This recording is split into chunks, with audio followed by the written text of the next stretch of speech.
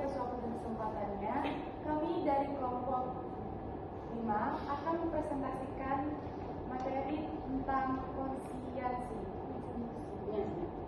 yang akan dipaparkan pertama kali oleh Nabila. Nabila, dipersilakan. Baik teman-teman, di sini kami akan menjelaskan mengenai konsinyasi, yang dimana apa itu konsinyasi? Konsinyasi yaitu perjanjian di mana pemilik barang menyerahkan sejumlah barangnya untuk dititipkan ke orang lain. Nah, di mana barang itu nantinya akan dijual. Intinya, konsinyasi itu adalah titip jual, yang dimana pemilik barang itu menitipkan barangnya pada orang lain untuk dijual.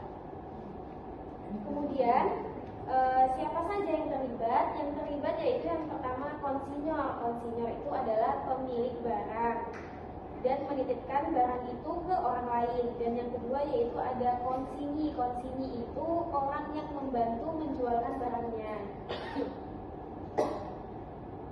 Kemudian untuk ciri-ciri konsinyasi, yang pertama yaitu barang konsinyasi sebagai persediaan.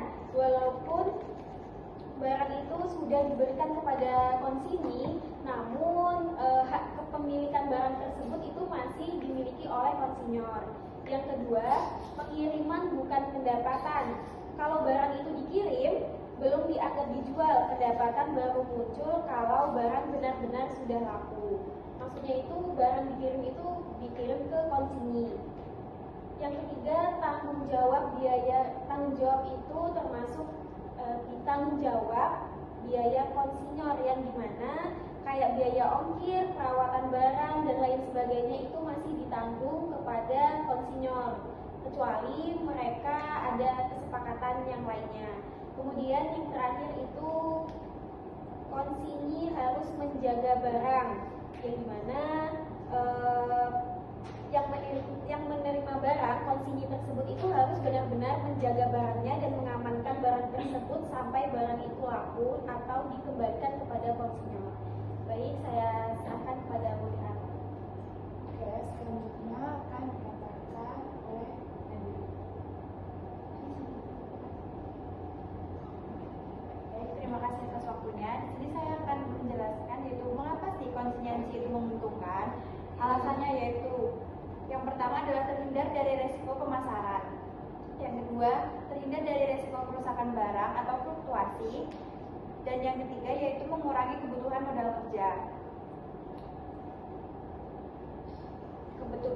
Selanjutnya yaitu apa alasan konsinyor mengadakan? Yang pertama yaitu memperluas pemasaran. Yang kedua, menghindari resiko tertentu, misalnya kebangkrutan komisioner. Dan yang ketiga yaitu kontrol harga eceran lebih baik. Selanjutnya saya akan menjelaskan tentang akuntansi konsinyasi, yaitu dengan metode terpisah. Dalam metode ini, laba atau rugi dari konsinyasi disajikan terpisah dari laba rugi reguler. Pendapatan dan biaya konsinyasi dikumpulkan dalam rekening barang konsinyasi, yaitu yang pertama pendebitan, harga pokok, biaya pengiriman, biaya lain-lain yang ditanggung oleh konsinyor. Dan yang kedua yaitu pengkreditan, hasil penjualan barang konsinyasi.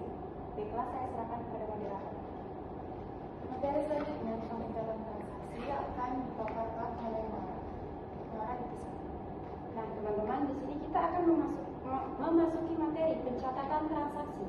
Nah, di sini pencatatan transaksi itu ada pertama yaitu pengiriman barang, di mana saat pengiriman barang konsinyasinya ini didebit, sedangkan yang dikredit adalah persediaan barangnya.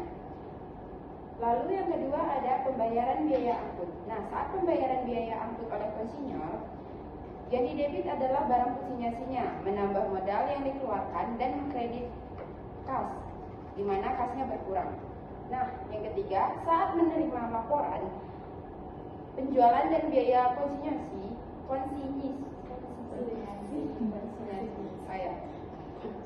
di mana di sini mendebit utang komisioner sejumlah uang yang harus dibayar konsinyasi dan mengkredit penjualan konsinyasi. Lalu yang keempat itu saat penerimaan pembayaran. Yang didebit adalah kas dengan keterangan uang tunai bertambah, dan yang dikredit adalah piutang komisioner. Tagihannya sudah lunas dengan keterangan tagihannya sudah lunas. Lalu memasuki metode metode selanjutnya yaitu metode tidak terpisah. Nah, dalam metode ini laba atau rugi dari konsinyasi tidak dipisahkan dari kegiatan reguler. Semua pendapatan dan biaya dari konsinyasi dicampur saja dengan pendapatan dan biaya penjualan biasa. Pencatatannya lebih sederhana. Untuk pencatatannya sendiri, saat pembayaran biaya angkut oleh konsinyor, mendebit biaya transport atau biaya, lalu mengkredit kas. Lalu saat menerima laporan penjualan dan biaya konsinyi, mendebit piutang komisioner dan biaya komisi biaya penjualan, serta mengkredit penjualan reguler. Lalu yang ketiga itu ada menerima pembayaran. Nah, saat menerima pembayaran yang didebit adalah kas dan yang dikredit adalah piutang komisioner. Sekian dari saya kembalikan ke moderator. Selanjutnya untuk contoh konsinyasi akan dijelaskan oleh Lia Bersih.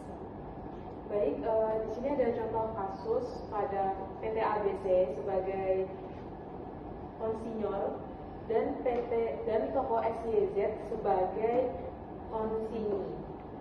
Untuk transaksinya, PT ABC menitipkan 100 unit barang seharga 300.000 per unitnya kepada toko XYZ dengan harga jualnya 500.000 per unit.